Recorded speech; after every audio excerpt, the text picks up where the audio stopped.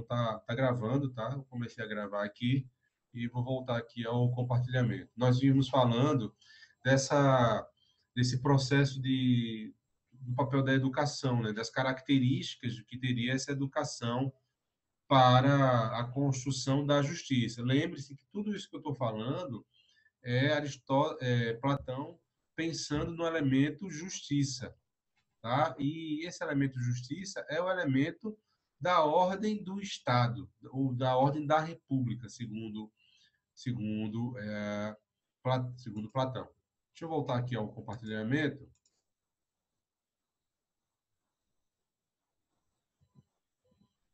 Voltamos aqui ao compartilhamento.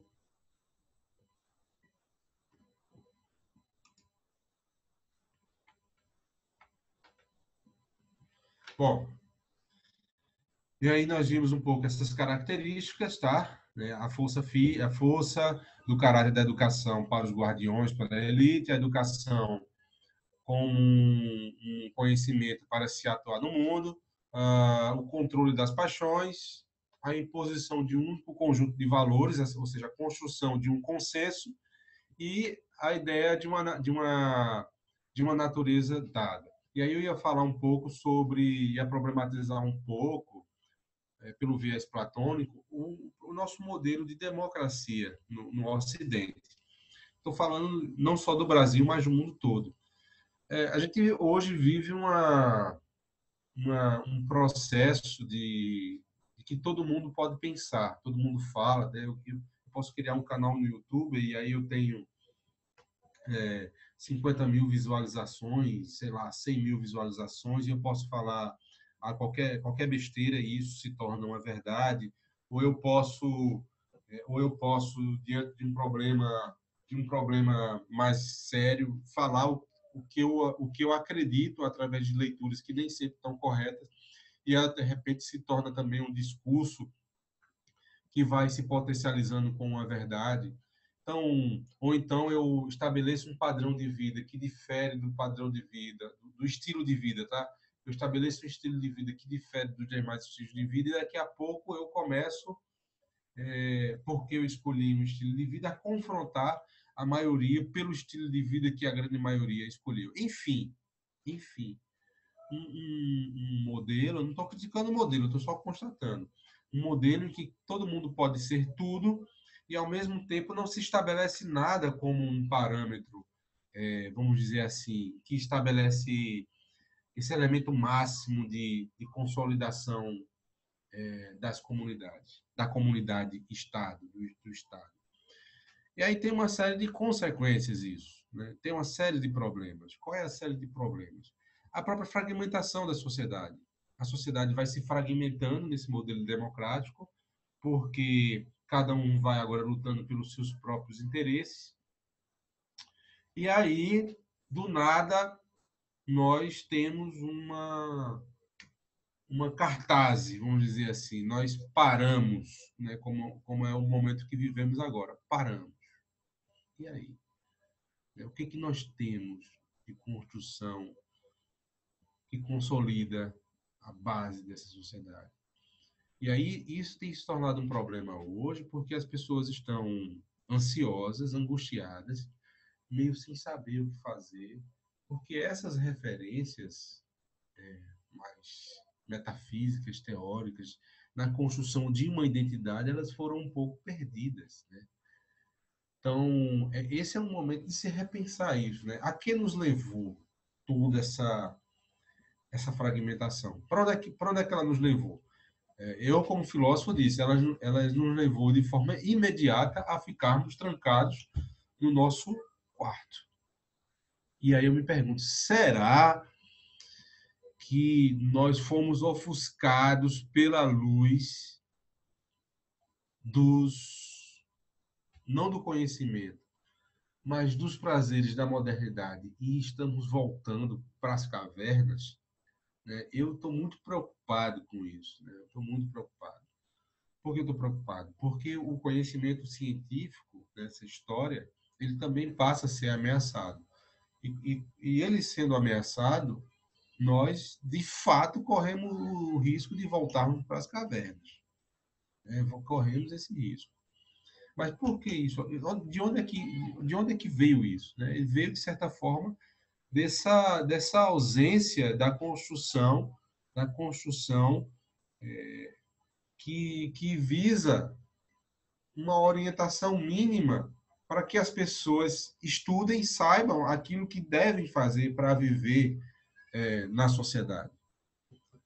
Bom, essa é um pouco a reflexão. Depois vocês podem falar um pouco sobre isso, inclusive discordando de mim, por favor. Tá? Eu estou tentando me adaptar a esse modelo aqui, que eu fico olhando para o computador. Eu sei que tem pessoas atrás, mas eu estou ainda nessa.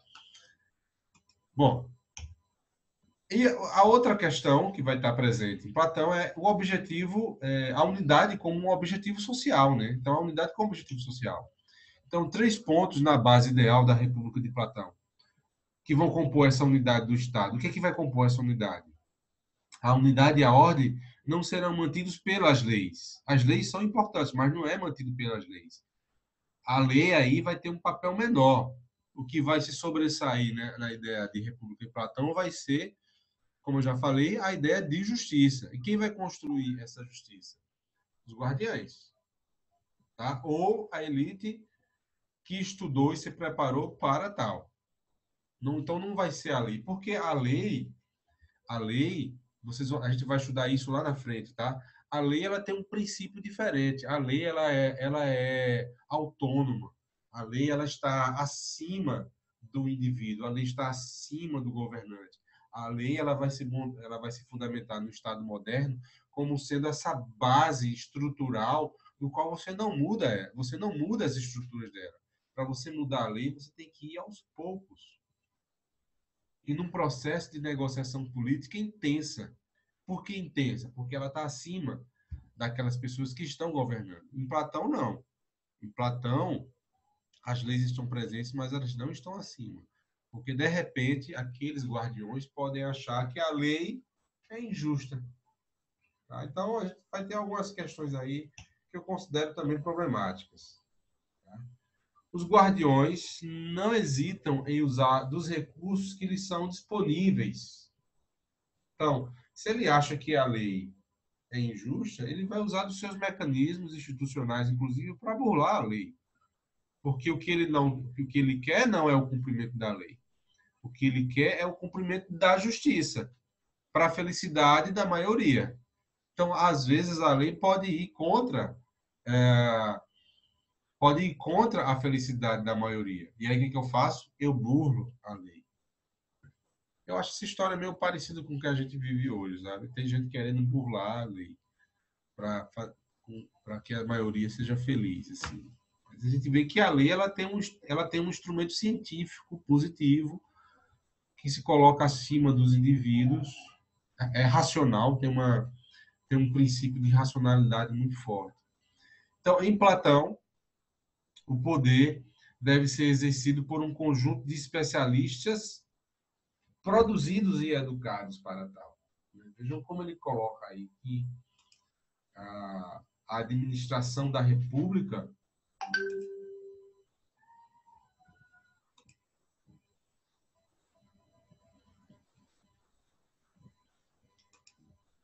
estou tentando.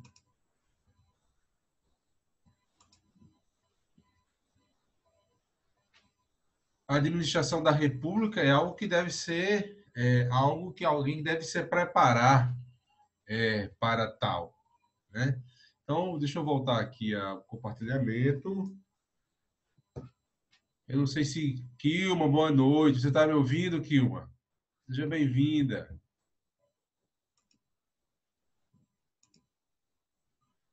Vamos lá. E a abordagem pragmática das leis, né? Então, Platão está pensando em um Estado que é, desculpa aqui, tá? Eu errei aqui, que é dotado, né?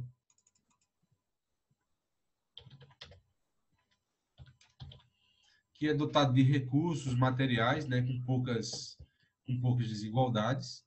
Então, a obediência racional e não o medo das sanções é o método mais eficiente para se obter a obediência. razão pela qual cada artigo de lei deve conter um preâmbulo para explicar a racionalidade desta e espera-se tornar redundante o elemento repressor do direito positivo. Então, a lei em Platão, a lei platônica, que é uma lei que visa buscar a justiça, ela é uma lei que visa o convencimento. Né? Por isso que lá atrás, lembram, lá nos primeiros slides, eu falei do consenso como sendo um elemento importante para a justiça. Construir o consenso. Por que construir o consenso? Porque a lei ela não vai ser uma normatividade de imposição.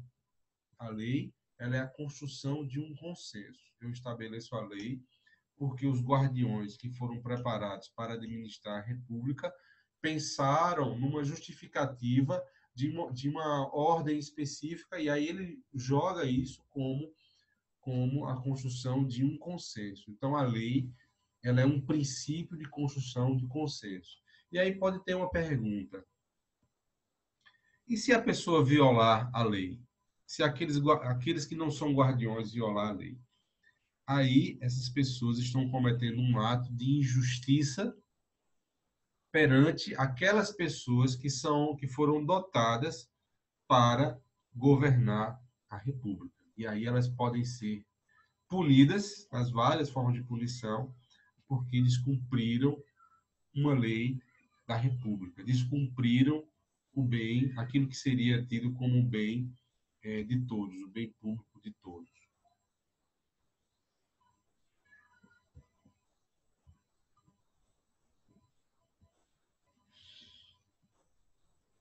Tá normal aí, o Daniel tá falando aqui que está só um minuto, pessoal. Tá normal para vocês aí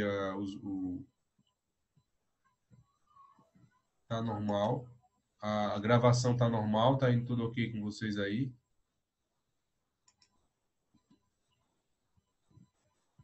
Pronto, tá ok. Vou falar aqui com o Daniel. Daniel, se você quiser entrar pelo mesmo link, tá? Aqui tá normal. Então, o pessoal tá aqui tá dizendo que tá normal a gravação. E mas eu vou deixar gravado e deixo o link aqui no grupo, tá? Mas tenta entrar, tá bom?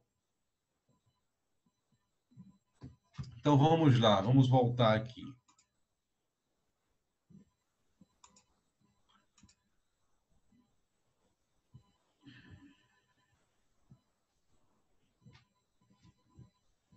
Então, se adotar um certo modo de agir, né, não por medo das consequências dos seus atos, mas por estar convencida da sua legitimidade. Então, fazer leis na República de Platão é estabelecer um consenso de que aquela lei é importante para todos. Então, a República em Platão, essa república que visa a justiça e a felicidade, é aquela que se constrói com base no conhecimento daquilo que as pessoas devem fazer para o melhor e está convencida de que isso é importante para todos. Se a gente pudesse resumir um pouco o que seriam as leis nessa República de Platão, seria um pouco isso. E aí a gente pode pensar, esse princípio platônico, ele se faz presente hoje, é um pouco esse slide aqui. Né? Isso é uma realidade ou imaginação? Porque o Morrison vai dizer que um filósofo chamado Karl Popper, ele vai dizer que Platão, as ideias de Platão, elas são meio confusas porque a gente não sabe até que ponto isso é real ou é uma ficção filosófica que Platão criou. Então, mas aí, né, onde é que a gente vai encontrar? Então, o governante encontra seu caminho com a verdade para dominar o caos e criar um estado justo. Então, na medida em que na medida em que eu encontro, eu estabeleço um caminho de governança e livro o estado do caos, então eu estou estabelecendo minimamente aquilo que se espera dentro de um governo. O governo se dá pelo entendimento da natureza matemática, da ontologia do cosmos. Então, o que significa isso? Isso é bem filosófico mesmo. Né? O que significa um governo se dar pelo entendimento da natureza matemática do cosmos? É entender a sua origem qual é o princípio do governo? Eu me fundamento em quê? Quais são os princípios filosóficos, teóricos, materiais em que eu vou fundamentar um governo e um Estado? E aí Platão está sendo o mais direto possível. Se as pessoas, por exemplo, têm uma crença, esse Estado ele tem que se estabelecer também em cima dessas crenças. Porque se as pessoas têm uma crença, são formadas dentro dessa crença, e eu tento formar um Estado diferente dessas crenças, eu vou ter conflitos. Eu não vou convencer as pessoas de que aquilo é importante para elas. E aí as pessoas vão começar agora a se degladiarem. E aí, para terminar, né, sobre ele vai pegar um próprio trecho da República.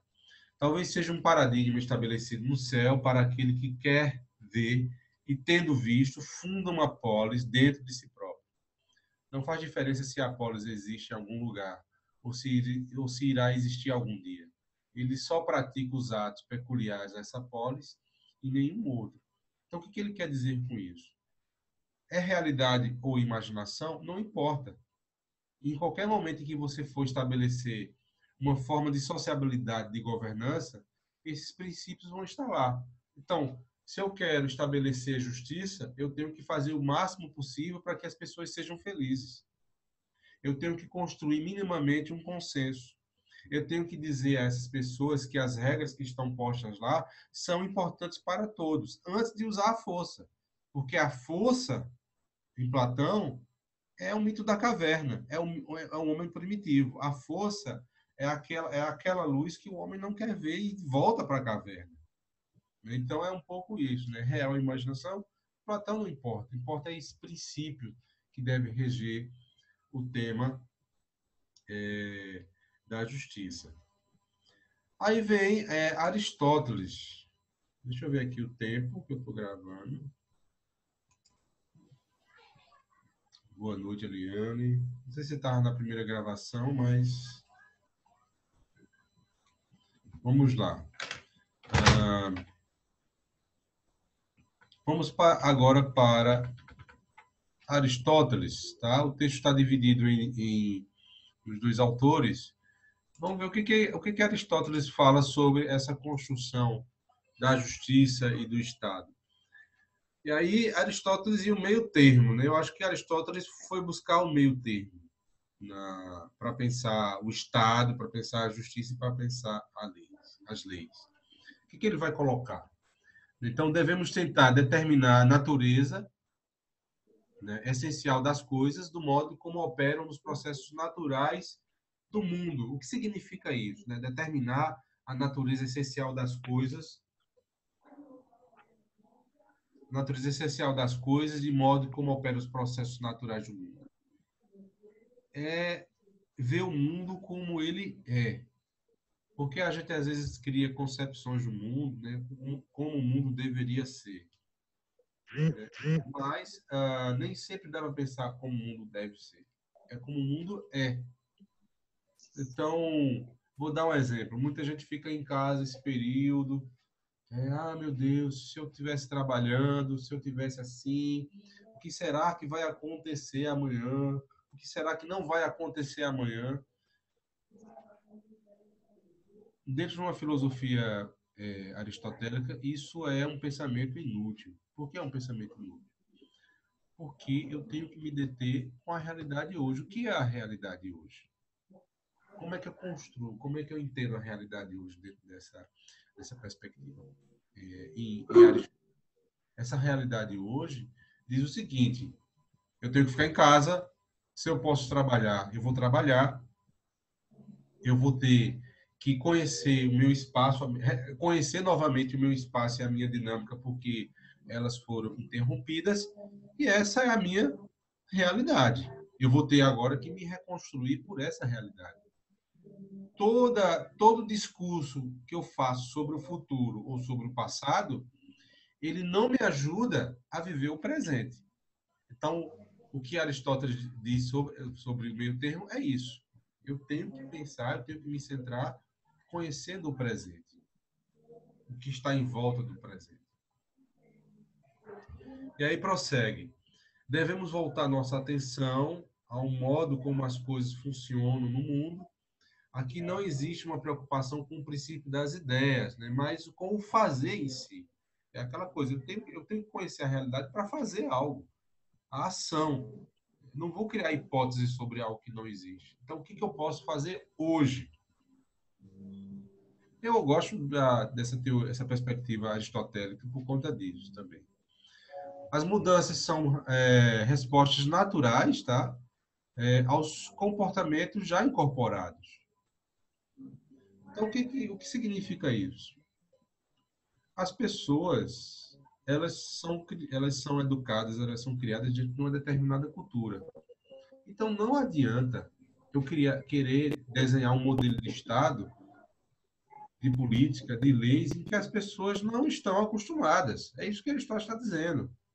Então, muitas vezes as leis fracassam e o Estado também fracassa porque criam perspectivas, criam leis que nem sempre estão incorporadas a, ao que as pessoas acreditam, ao que elas foram preparadas. Parece um pouco com Platão, mas não é, né? Porque Platão vai dizer as pessoas são educadas para atuar no mundo. Mas em Aristóteles é o inverso. As pessoas estão no mundo para serem educadas e voltarem a atuar no mundo, porque elas nunca deixam de atuar no mundo.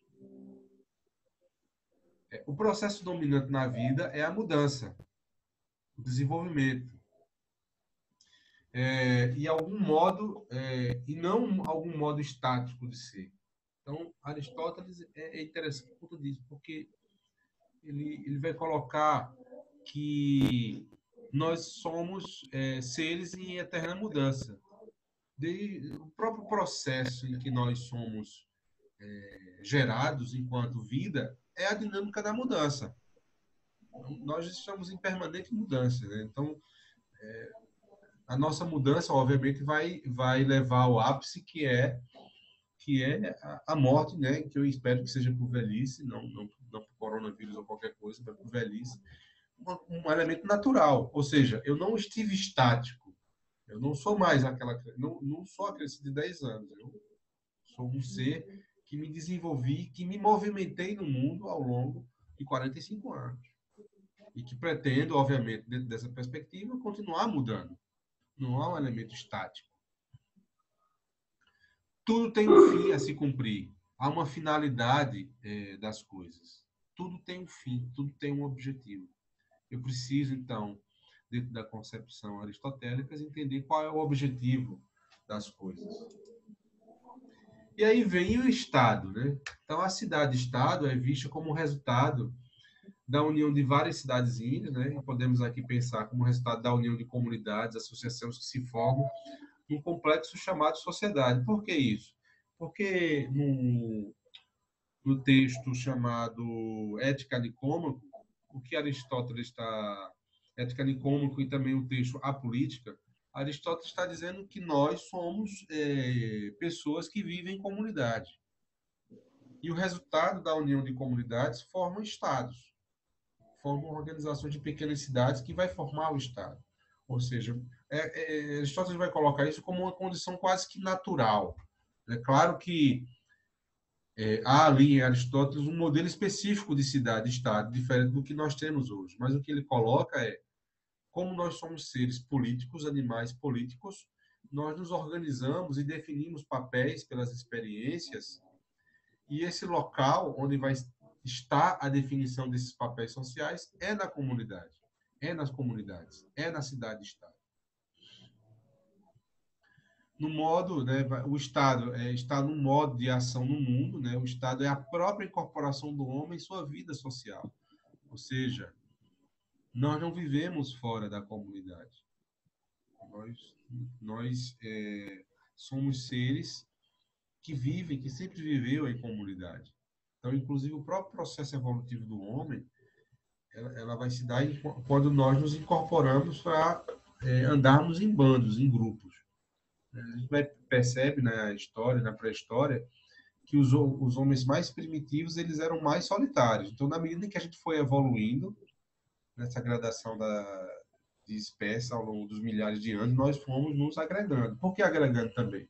Porque a gente começa a perceber que juntos a gente tem mais potencialidade de sobreviver às intempéries da natureza. Então, o próprio Aristóteles vai partir um pouco dessa perspectiva. Aqui tem um texto da fala de Aristóteles, não vou ler, tá? Eu estou já com a garganta cansada, mas aqui só falando sobre a cidade-estado, né? Toda cidade-estado existe por natureza. E o fim das outras associações e a natureza, enfim, por sua vez, que é aquilo que toda coisa é quando o seu desenvolvimento está completo. A partir das coisas, portanto, fica claro que a cidade-estado é um desenvolvimento natural e que o homem é, por natureza, um ser inclinado a uma existência cívica, né? Aí a ideia do homem político. O homem é um ser cívico, é alguém que nasceu para viver junto com outros, tá? O bem, em Aristóteles, é algo inerente ao homem, tá? O bem é algo inerente. O bem deve ser buscado naquilo que é humano, ou seja, não é resultado de uma condição externa ao indivíduo. Nenhuma vem e nem vem de uma escolha, desculpa aqui, tá? E não vem de uma escolha divina. Né? O bem é algo natural, né? Que a gente é da condição. Mas Aristóteles vai falar que o bem é algo inerente a um homem, mas ele também vai dizer que o mal também é algo inerente ao homem. Os vícios, as paixões é algo inerente ao homem. Por isso que ele vai desenvolver o conceito da ética. Porque o que é a ética? A ética visa entender a essência do comportamento da vida cotidiana. Tá? Tenho 10 minutos aqui de gravação, se cair eu volto, tá? Então, a ética visa entender a essência do comportamento da vida cotidiana. E precisamos refletir sobre o modo como a vida humana é vivida. Então, para isso, precisamos viver para entender quais são os nossos objetivos. Porque o que é a ética? A ética, Aristóteles vai dizer que a ética é o ser, é o moros do ser, é a morada do ser. A ética é aquilo que o indivíduo é enquanto sujeito e a sua condução na vida social é o normos, é a moral que é resultado daquilo que ele é, do ponto de vista ético. Só que o moros, a moral que vai dar origem à norma, ela é resultado daquilo que ele vive coletivamente. Então, por exemplo, é da norma, da normos, da moral, que vão ser construídas as leis. E essas leis, elas são incorporadas porque o homem, ele se coloca nesse exercício de uma conduta do bem viver, da virtude. A gente vai ver depois que a virtude vai ter um papel fundamental nessa perspectiva.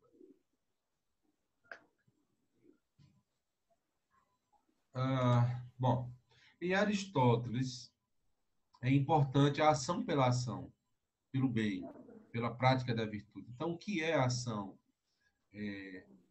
Porque em Platão, você tem a ideia, e a ideia já fundamenta a existência das coisas. Em Aristóteles, não. Você está dizendo que é bom, você está dizendo que é ético, as suas ações, a prática da virtude é condizente com aquilo que você diz? Então, se a prática está dizendo que é, então é.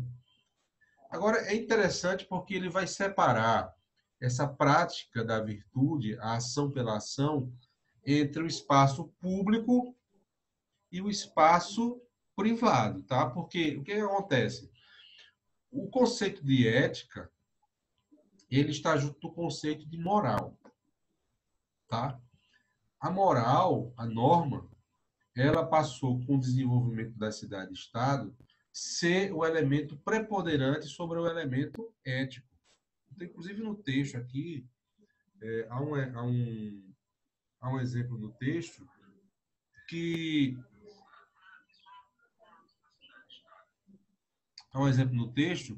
trata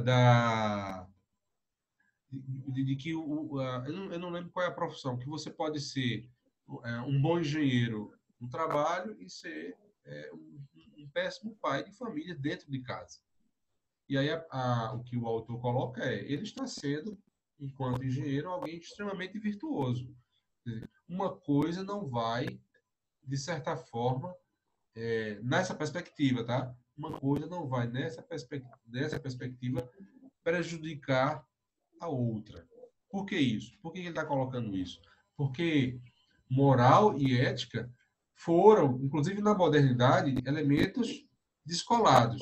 Na pós-modernidade, esses elementos voltam a ser juntos. Mas a gente vai discutir isso depois. Mas o que vai provar a prática da boa ação é a virtude, é aquilo que ele mostra coletivamente enquanto uma perspectiva normativa. Então, mas o que vem a ser a virtude? Qual é a relação com o Estado? Né? O homem é bom, o homem bom é aquele que desempenha a sua função, nessa perspectiva aristotélica. A compreensão e a ação orientadora é uma responsabilidade central para a moralidade. Né? Nada pode ser chamado de bom a menos que esteja funcionando. Tá? Então, é bom, uma coisa é boa, ela está funcionando. Se ela está funcionando como se propõe, então é bom. Se ela não está funcionando, então não é bom. Então, o que Aristóteles quer dizer com isso? A ação, a prática das boas ações, a experiência de que isso está sendo bom de fato. E como é que eu vou ter essa experiência? Verificando a realidade. A realidade, a realidade, o real, como queiram falar, é aquilo que eu consigo de fato verificar como sendo o elemento verdadeiro ou não. Então, a experiência aí e aquilo que eu vejo e medito é um elemento muito importante para se julgar se uma coisa é boa ou não. E aqui eu fiz até uma brincadeira, né? E assim seríamos felizes para sempre. Então, fazemos o que fazemos porque queremos ser felizes ou não? Por que ele está colocando isso? Porque existe também um dilema. A filosofia diz o seguinte: o bem do conhecimento é a felicidade, o bem da justiça é a felicidade.